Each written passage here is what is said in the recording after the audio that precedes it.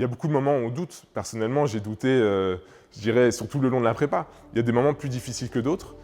Mais ce qui fait que l'on dépasse ce doute et qu'on continue à persévérer, c'est se dire « c'est possible, d'autres l'ont fait avant moi, d'autres le feront après moi, et pourquoi pas moi ?»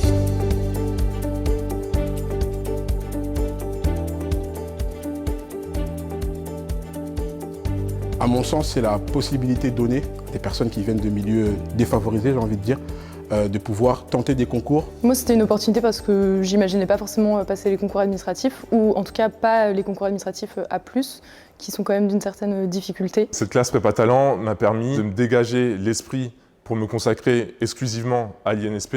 Et deuxièmement, je dirais d'avoir une sorte d'émulation autour de personnes qui sont motivées comme moi et qui ambitionnent également des concours tels que le Quai d'Orsay, la Banque de France, l'INSP. Et en fait, la prépa, elle te donne un cadre et elle te donne aussi des moyens financiers et humains pour déjà dans un premier temps réussir les écrits et ensuite réussir les oraux. C'est matériellement des conditions très favorables, des professeurs vraiment d'une très grande qualité, un accompagnement assez poussé aussi des étudiants.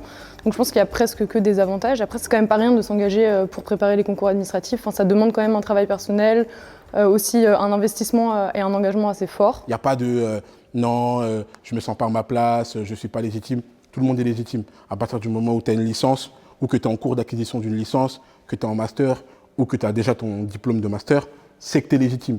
Parce que tu as fait 5 ans sur les bancs de l'université, ou 3. Donc ça veut dire que tu as une capacité de travail déjà importante. Il faut y aller, il faut tenter. Puis après, il y a tout ce qu'il faut pour réussir. Moi, j'appelle ça une chance.